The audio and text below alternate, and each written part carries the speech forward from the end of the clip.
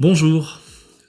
Étude du mouvement d'un projectile dans le champ de pesanteur terrestre, deuxième partie. Aujourd'hui, nous allons définir le système étudié et le référentiel d'étude. Mais avant de commencer, un petit préambule. Pour étudier un phénomène, un physicien utilise un ou plusieurs modèles. Un modèle, c'est une représentation simplifiée de la réalité. Le monde réel est terriblement complexe.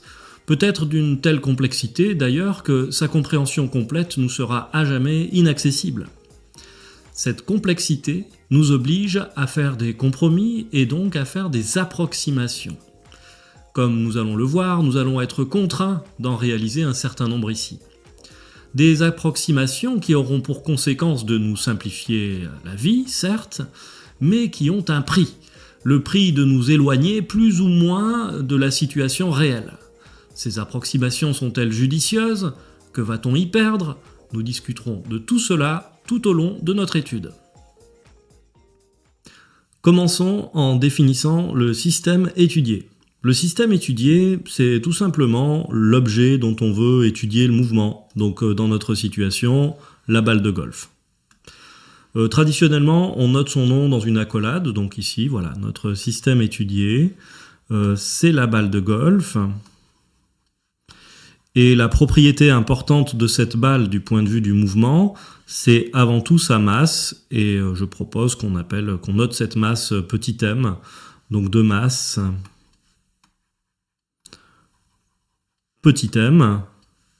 Donc chaque fois qu'on utilisera la lettre petit m, ce sera la masse de notre balle pour la suite. Et donc un point très important, on considère que ce système est ponctuel. On considère que le système est ponctuel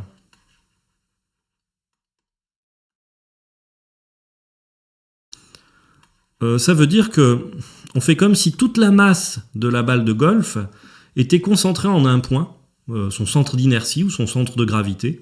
Donc comme si effectivement on avait un seul point ici qui condensait toute la masse de notre balle de golf. Et donc on va étudier seulement le mouvement de ce point-là. Et ça, c'est notre première approximation. Alors, en quoi est-ce une approximation? Eh bien, en considérant que la balle est ponctuelle, on peut perdre un certain nombre d'informations, notamment les effets de sa rotation sur elle-même. Oui, si le système tourne sur lui-même, ça peut avoir des conséquences sur son mouvement. Si le système étudié était un boomerang et que vous assimilez ce boomerang à un point, son étude mécanique ne va jamais vous permettre de prédire que le boomerang va vous revenir dans la main. Une autre illustration, celle d'un footballeur qui va tirer un coup franc et qui va donner un effet au ballon en tirant par exemple avec l'intérieur du pied droit. Cela va induire un mouvement de rotation du ballon sur lui-même. Et l'effet, ça va être que la trajectoire du ballon va être un petit peu spéciale, un petit peu particulière. Ça s'explique par un effet qui s'appelle l'effet Magnus. L'effet Magnus. Et le principe, en quelques mots, c'est que le ballon en tournant va entraîner un petit peu d'air avec lui, qui va en quelque sorte adhérer un petit peu à sa surface. Et en même temps, on a de l'air qui vient d'ici, puisque le ballon avance dans l'air. Et ça va générer une zone ici de surpression, une zone où la pression est plus importante.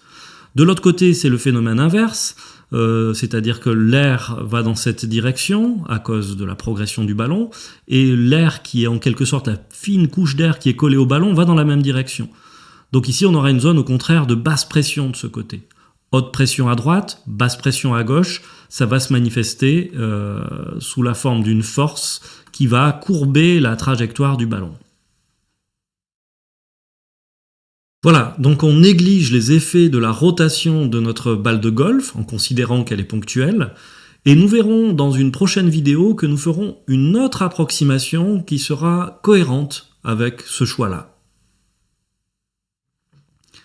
Et maintenant, le choix du référentiel d'étude, c'est-à-dire le solide qui va nous servir de référence pour étudier le mouvement. Oui, dire qu'un objet est en mouvement ou immobile n'a à peu près aucune signification si on ne précise pas par rapport à quoi. Et ce quoi, c'est ce qu'on appelle le référentiel. Vous êtes assis dans un train qui se déplace. Est-ce que vous êtes immobile ou en mouvement? Eh bien, cette question n'a à peu près aucune signification. Vous êtes immobile par rapport au train et vous êtes en mouvement par rapport à la gare ou au quai. Vous êtes immobile dans le référentiel du train, vous êtes en mouvement dans le référentiel de la gare. Pour notre étude, le référentiel que nous allons choisir est le référentiel terrestre. Référentiel terrestre.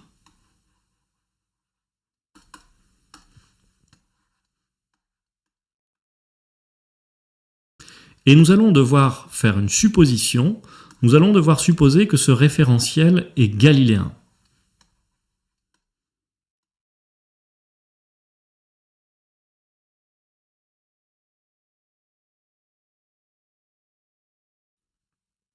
Une petite parenthèse concernant les référentiels usuels en physique, c'est-à-dire ceux qu'on utilise le plus souvent. Le premier d'entre eux, c'est le référentiel héliocentrique. Comme son nom l'indique, l'objet de référence, c'est le Soleil, Hélios. On aime bien attacher des axes à un référentiel. L'origine de ces axes, ça va être le centre du Soleil, et les trois axes qui vont nous permettre de repérer la position du système pointent vers des étoiles qui sont très très très lointaines, tellement lointaines que ces étoiles vont nous paraître immobiles. Cela signifie que les axes du référentiel héliocentrique sont fixes dans l'espace. Deuxième référentiel, le référentiel géocentrique. Géo, c'est la Terre, donc l'objet de référence, c'est notre planète. Là aussi, on va avoir un système d'axes dont l'origine sera le centre de la Terre, ici. Et comme pour le référentiel héliocentrique, les trois axes vont pointer vers des étoiles très très lointaines. Cela signifie que les trois axes vont être fixes dans l'espace et que la Terre va tourner dans ces trois axes. La conséquence, c'est que dans le référentiel géocentrique, eh bien, on tient compte de la rotation de la Terre sur elle-même et donc de ses effets. Les applications de ces deux référentiels, le référentiel héliocentrique, on va l'utiliser essentiellement pour étudier le mouvement des planètes ou des comètes qui tournent autour du Soleil. Le référentiel géocentrique va être utilisé pour étudier le mouvement de la Lune ou des satellites artificiels. Et enfin, notre dernier référentiel, le référentiel terrestre. Donc là aussi, l'objet de référence, c'est la Terre, ou en tout cas, c'est un référentiel qui va être lié à la Terre, mais par contre, les axes qui sont représentés ici vont suivre la Terre dans son mouvement de rotation. Dit autrement, dans le référentiel terrestre, on ne tient pas compte des effets de la rotation de la Terre sur elle-même. Et oui, la rotation de la Terre sur elle-même peut avoir des effets sur un mouvement. C'est le cas par exemple des ouragans, ici l'ouragan Florence. Le sens de rotation d'un ouragan, qui n'est pas le même dans l'hémisphère nord et dans l'hémisphère sud, est dû à une force qui s'appelle la force de Coriolis, et cette force de Coriolis est en quelque sorte générée par la rotation de la Terre sur elle-même. Un autre exemple où la rotation de la Terre a un effet sur le mouvement. Voici un pendule. Alors un pendule, pour un physicien, c'est simplement une ficelle, un fil inextensible, et puis au bout de ce fil, on suspend une masse. On écarte la masse de sa position initiale, et puis on la laisse tranquillement osciller. Il y a plein de choses remarquables à dire sur le pendule, notamment que la durée d'une oscillation ne dépend pas de son amplitude. Si ça oscille peu ou si ça oscille beaucoup, la durée sera la même. Et puis autre chose qu'on remarque, c'est que le plan d'oscillation, qui est comme ça, eh bien il est constant, il est stable. Sauf que si on construit un pendule avec un fil beaucoup plus long, des dizaines de mètres, et qu'on le laisse osciller pendant très longtemps, on obtient alors un pendule de Foucault, comme on en trouve notamment au Panthéon, il y en a un au Panthéon à Paris. Et ce qu'on va observer, c'est qu'au fur et à mesure des heures de la journée, le plan d'oscillation du pendule va évoluer. Le plan d'oscillation sera comme ça, et puis après comme ça, etc., etc. Et pourquoi ? Eh bien tout simplement à cause du mouvement de rotation de la Terre sur elle-même. Donc vous voyez, la rotation de la Terre a un effet sur le mouvement du pendule de Foucault, qui est d'ailleurs une preuve magnifique de sa rotation. Alors finalement, en choisissant le référentiel terrestre pour notre mouvement, on fait une nouvelle approximation. On choisit de ne pas tenir compte de la rotation de la Terre sur elle-même. Alors quand est-ce que c'est possible ? Eh bien en gros, quand le mouvement qu'on étudie ne dure pas trop longtemps et quand l'objet qui se déplace ne va pas trop vite.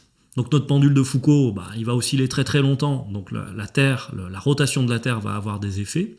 Et puis si on travaille par exemple sur une balle d'un fusil de sniper qui se déplace plus vite que le son, là aussi les effets du mouvement de rotation de la Terre se feront sentir et vont incurver la trajectoire de la balle de fusil. Pour notre balle de golf, ça reste assez raisonnable, le mouvement n'est pas très long, la vitesse de la balle n'est pas excessive, donc on va se placer effectivement dans le référentiel terrestre. Une dernière chose, on doit supposer que le référentiel d'étude, ici le référentiel terrestre, est galiléen. Pourquoi est-ce important ? Parce que s'il n'est pas galiléen, nous n'aurons pas le droit d'appliquer la deuxième loi de Newton, le principe fondamental de la dynamique que nous allons bientôt rencontrer. Qu'est-ce que ça signifie un référentiel galiléen ? Eh bien, un référentiel galiléen, c'est un référentiel dans lequel le principe d'inertie s'applique. Mais au fait, que nous dit le principe d'inertie, qu'on appelle aussi parfois la première loi de Newton ? Eh bien, ce principe nous dit que quand on a un objet en mouvement rectiligne uniforme, c'est-à-dire qui se déplace en ligne droite et à vitesse constante, ou ce qui revient au même lorsqu'on a un système qui est immobile, eh bien on est sûr que les forces qui agissent sur ce système vont se compenser. On va écrire que la résultante des forces extérieures qui agissent sur l'objet est égale au vecteur nul. Donc c'est une certitude. Vous voyez un objet se déplacer en ligne droite à vitesse constante, soit il n'y a aucune force qui agit sur cet objet, soit il y a plusieurs forces, mais quand on les ajoute vectoriellement, eh bien ces forces vont s'annuler. Le principe d'inertie fonctionne également dans l'autre sens. C'est-à-dire lorsqu'on a un objet et qu'on étudie cet objet, que les forces qui agissent sur cet objet se compensent, eh bien on peut être sûr que l'objet est soit immobile, soit en mouvement rectiligne uniforme. Donc si on veut tester un référentiel, eh bien on choisit notre référentiel, un objet est en mouvement rectiligne uniforme dans ce référentiel, si les forces ne se compensent pas, ce n'est pas un référentiel galiléen. Oui, un référentiel galiléen, c'est un référentiel dans lequel le principe d'inertie s'applique, dans lequel il est vérifié. Et voilà, c'est terminé pour cette deuxième partie. Nous avons défini notre système étudié, la balle de golf de masse M, que nous allons considérer ponctuelle, et nous avons aussi défini notre référentiel. Nous avons choisi le référentiel terrestre, supposé galiléen. Nous avons dû faire des approximations, nous ne tiendrons pas compte de la rotation de la balle, ni de la rotation de la Terre tout au long de l'étude de notre mouvement. À très bientôt!